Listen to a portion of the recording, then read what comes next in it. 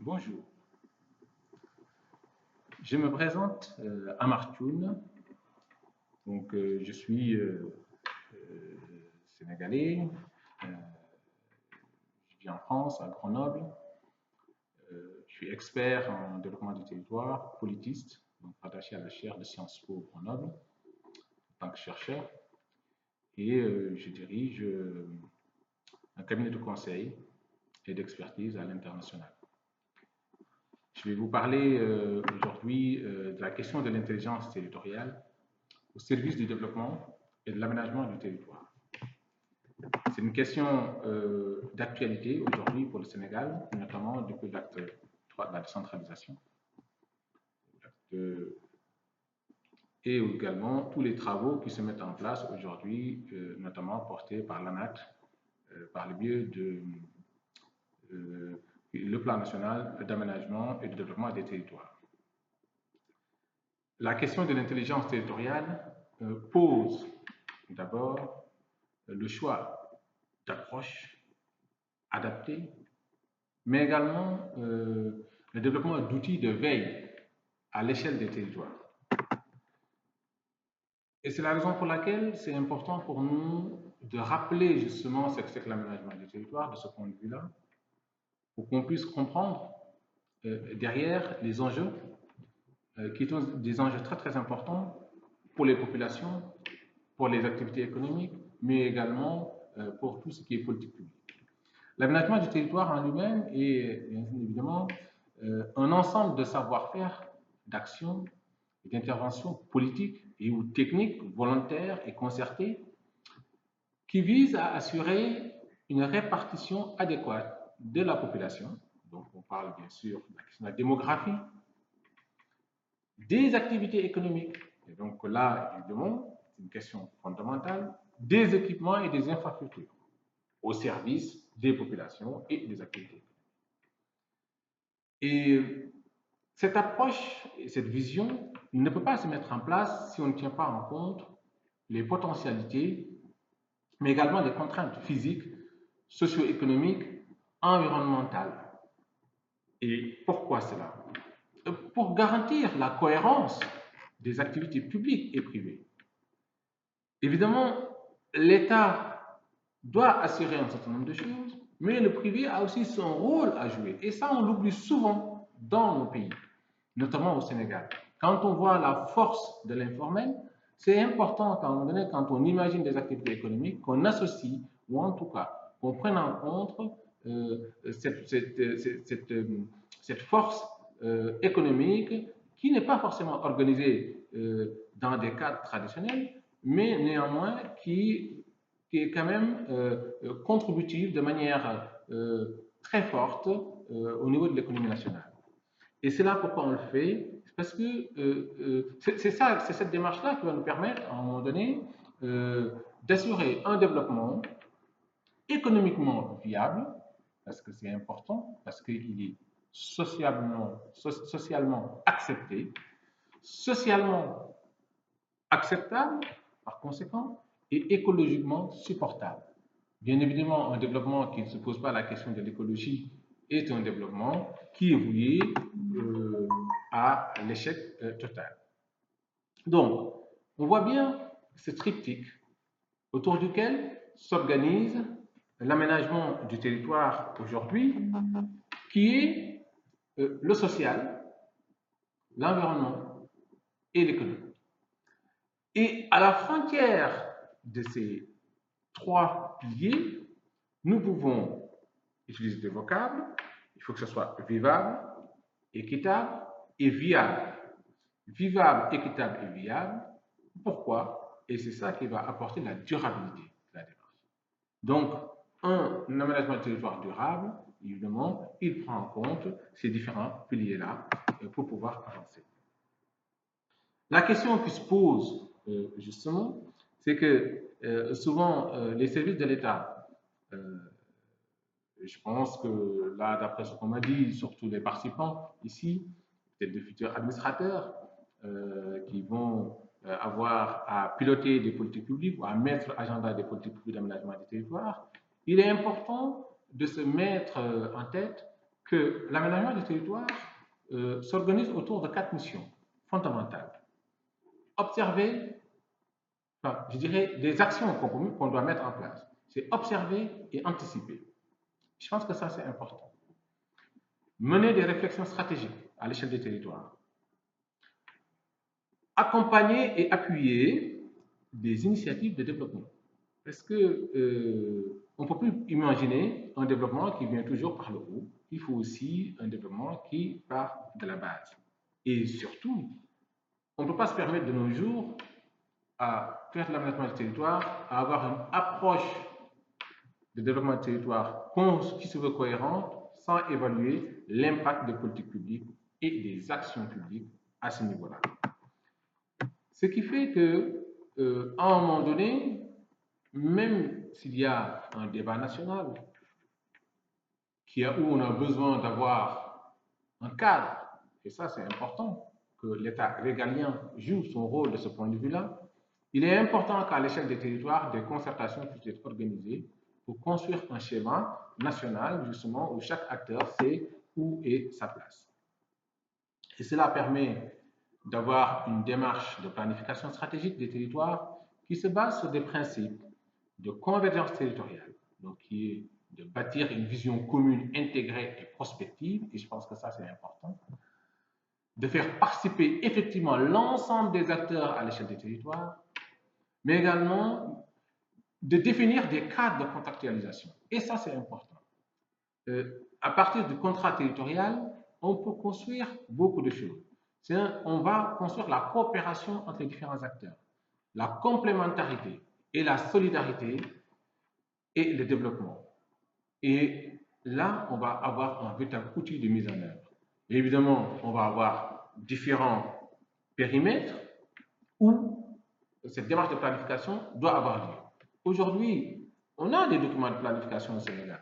Malheureusement, souvent, on a une liste à la Prévert qui définit des actions et des investissements qu'il faut faire à l'échelle des territoires. C'est louable. Au moins, ça montre qu'il y a une volonté de faire les choses. Il n'en demeure pas moins que sur le plan stratégique, il faut hiérarchiser, il faut faire des choix, il faut partager ces choix avec ces populations, ces acteurs économiques, socio-économiques, politiques à l'échelle des territoires.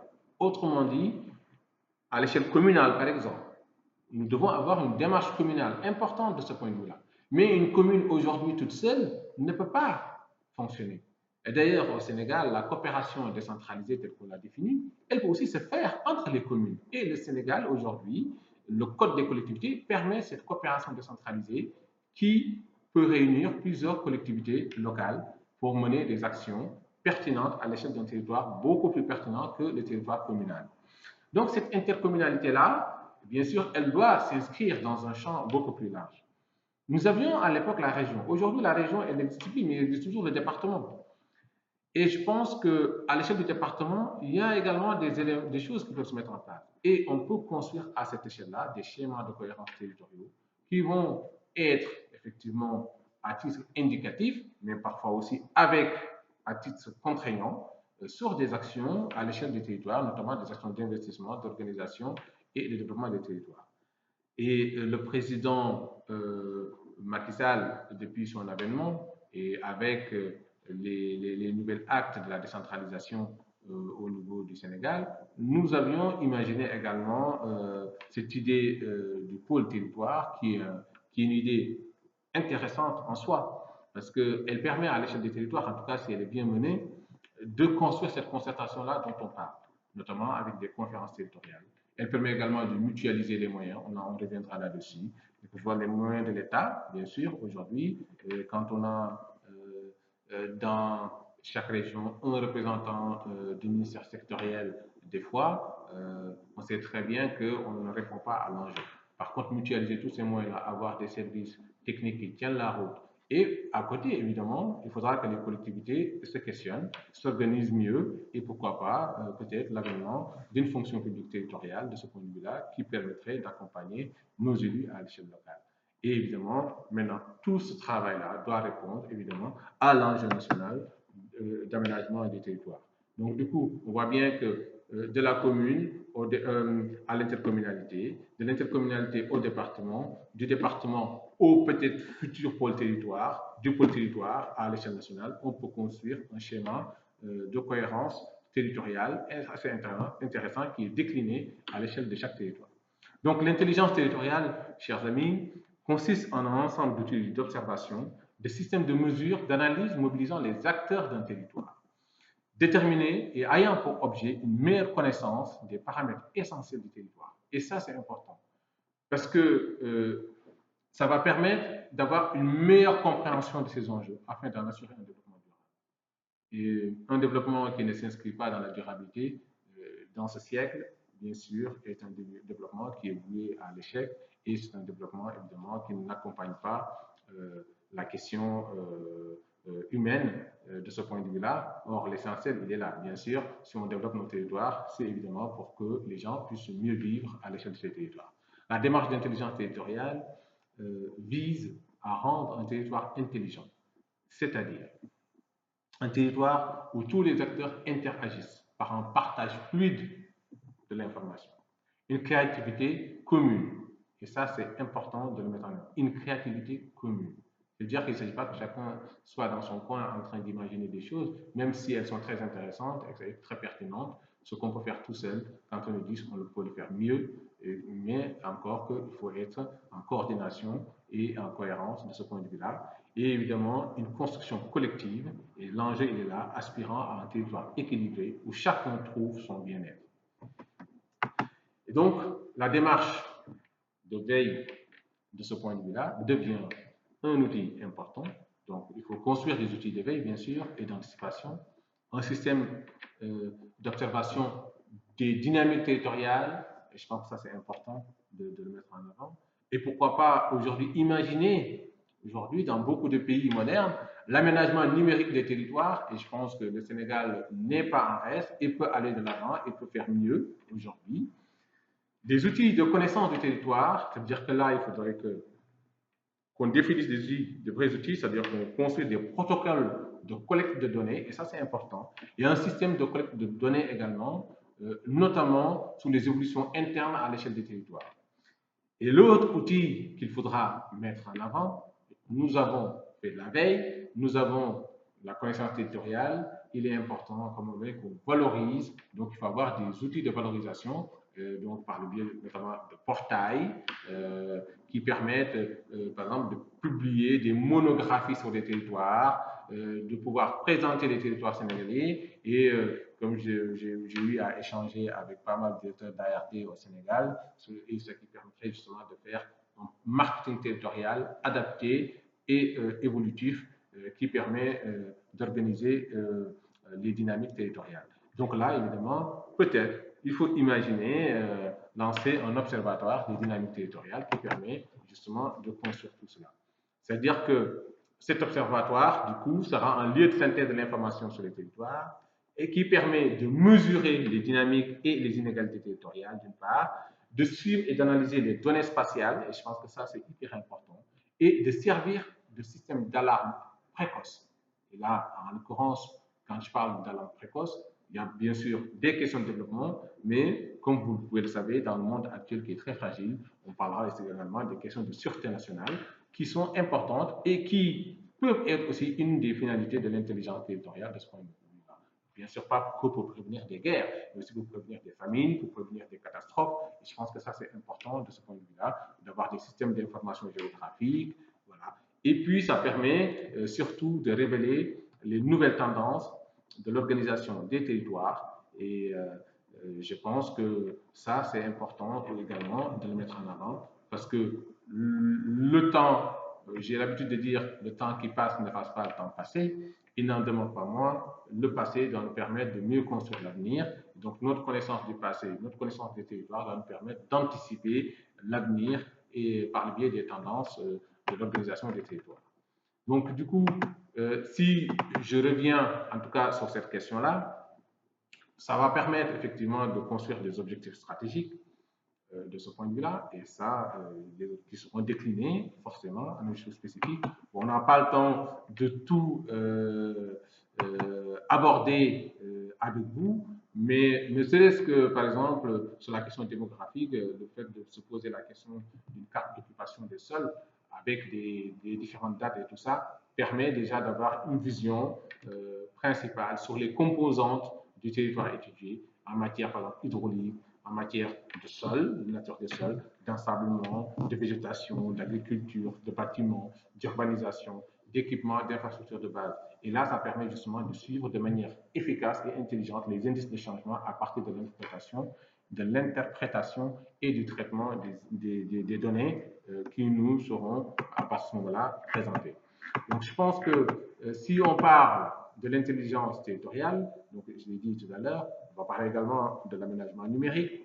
L'aménagement numérique, bien sûr, permet une gouvernance durable, mais elle permet la gouvernance durable sous plusieurs conditions. Ça veut dire que on va réfléchir à un habitat intelligent. Aujourd'hui, dans le triangle Dakar-Thiès-Mbourg, je pense que c'est important qu'on anticipe et qu'on réfléchisse justement sur un habitat intelligent. Pourquoi pas mettre en place des établissements publics fonciers partout pour réserver du foncier et que ce ne soit pas seulement quelque chose autour de la ZIZI, de la zone économique spéciale, mais que dans chaque collectivité autour justement du nouvel aéroport, mais également dans d'autres lieux où on sait que des enjeux de pression foncière vont rapidement venir, on anticipe cela et qu'on organise la ville, qu'on évite l'étalement urbain, qu'on construise la ville sur la ville. Donc ça, c'est des choses importantes et qu'on partage notamment quand il y a des tranchées que tous les acteurs partagent. Donc voilà un peu des applications concrètes justement de ce qu'on peut appeler l'habitat intelligent.